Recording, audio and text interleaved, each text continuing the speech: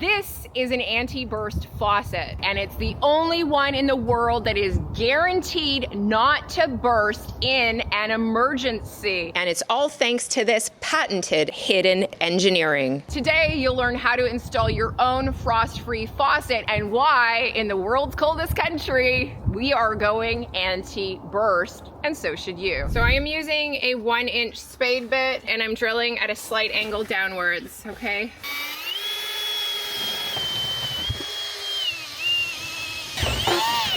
Now, before installing your faucet, what is key? It can't be installed straight. It needs to be installed on a slight slope towards your exterior. Don't forget, you want to put some spray foam insulation in behind here, okay? You can also throw in a little caulking here, like a rainbow. So if water comes down your siding, it's going to drain to the left and to the right. We need it to drain out, right? Let's push that in. There we go. Next, you just want to install your screws. So I want you to see the underside of the faucet stem here. There's a little black dot. This black dot is the alignment mark. And what you're looking for, you want that pointed straight down to the ground, and that is gonna line up the faucet from the exterior so that you know it's not gonna look wonky. Now I am using an elbow because my water supply is above. If your water supply is straight, use one of these. It's a straight adapter. Now right inside there is a rubber O-ring. It's got that washer on the inside. You can see right there, it's the O-ring. That's gonna give us a nice seal on our exterior faucet here. I'm gonna just slide this on. You wanna make sure that it's tightened up. And to make our connections today, we are gonna be using 1/2-inch copper rings. And this is our water supply line. I'm just gonna slide this up. Okay, like that. So for your shutoff, you want to make sure that the handle is on the right-hand side and on and off. Okay, can't be like that. You're going to push this up all the way, and you're going to see there's a stop indicator there, right? So you push it up all the way, and I like how that's sitting. Now, what's important to know is that, see this copper ring? The pipe on the underside of the copper ring must be between 1/4 inch and 1/8 from the bottom. So what that means is, you don't want to have it like that. That's a fail. And you don't want to have it too high up also, okay? So we've got to get it within 1/4 inch and 1/8. So that is where you want it. And now we can get our crimper. Now to crimp our copper rings, I am using a crimper, and take a look at the handle here. You have to actually pull the handle down, and that is actually going to open up the crimper. Did you see that, what I just did there? You can't just open it and hold it. Doesn't work. You got to pull down on the handle. And now I'm gonna hold it open with one hand. That's the trick.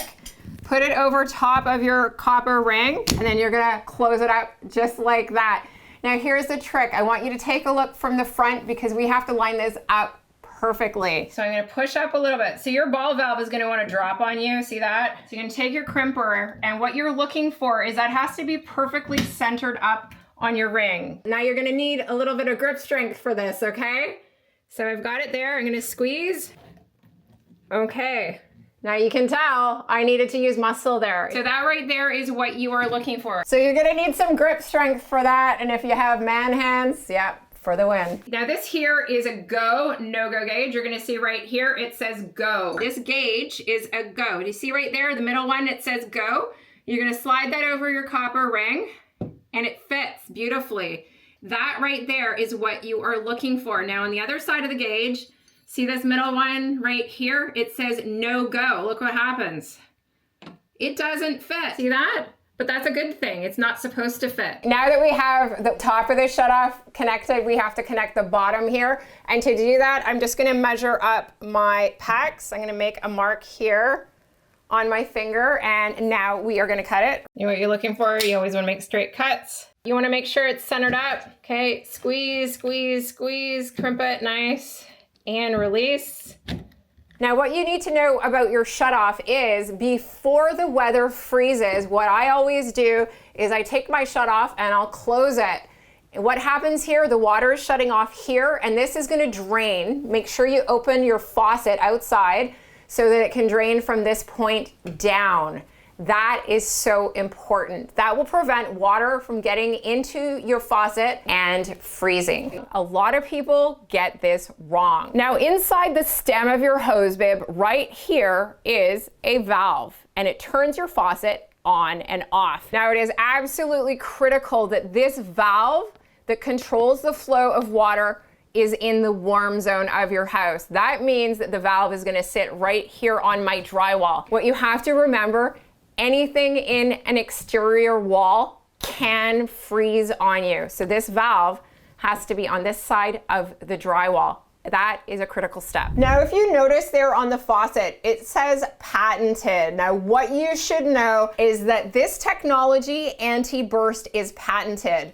If you look inside the stem of the faucet right here and you open it up, you're going to see a pressure relief valve. What that does is, in the event of an emergency, if you have water inside this pipe because you left the hose attached, when the pressure builds, this valve will release 1 teaspoon of water back into your water supply system as an emergency so that this pipe doesn't burst. Now, this here is the Model 19.